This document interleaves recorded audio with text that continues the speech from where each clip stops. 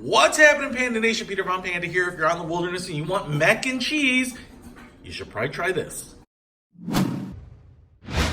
So I picked this up. It's by Mountain House. Savor the adventure and savor the food, because this is a 3-serving entree of mac and cheese, freeze-dried. You can see it here, 7-ounce pouch basically, and we've got some information here. I'm just going to tear off the top. These are pretty awesome because you can basically cook right in the pouch while you're on the trail here, or surviving, or bug out, or whatever.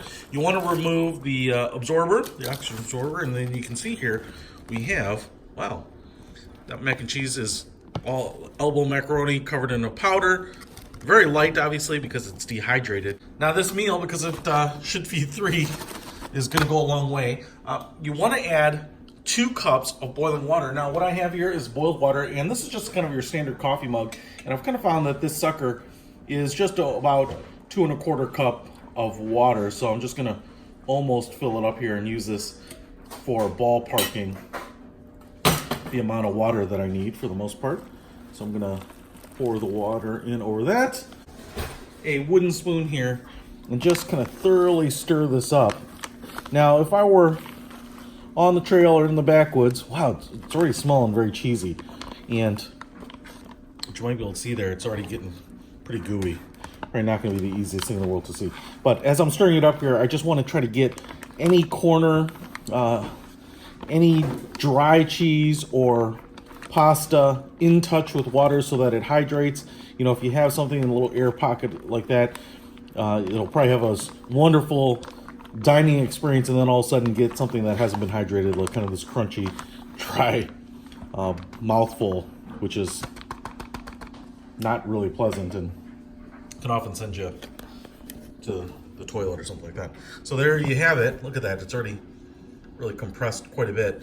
I tell you what, smells like mac and cheese. So now what we have to do here is we just seal this sucker back up. We have like a Ziploc sealer at the top here. So I'm just gonna seal that back up, and we're gonna let this sit as instructed for 8 to 9 minutes. All right. It's been 9 minutes, and I just want to pop this sucker open. It's still very hot to the touch, and as you can see there, we have what looks like gooey macaroni and cheese.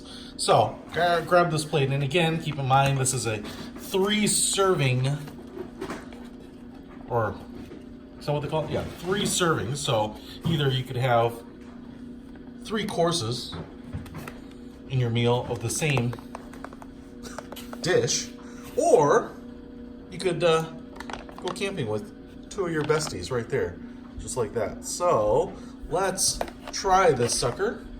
I think I've got most of it out. So this is what you get. This is kind of your standard Chinese place. You can see here we have a big pile of mac and cheese on it. Big, big, big. And I'm just going to go ahead and try it out. Still pretty hot. Pretty good.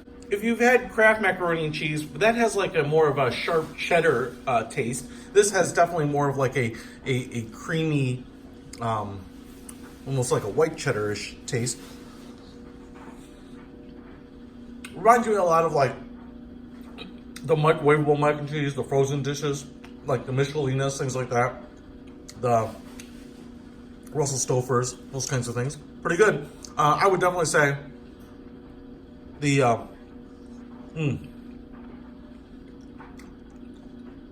the pasta here is still maybe a little al dente. I probably wouldn't feel reluctant to let this sit in the hot water as long as possible, but not in a bad way.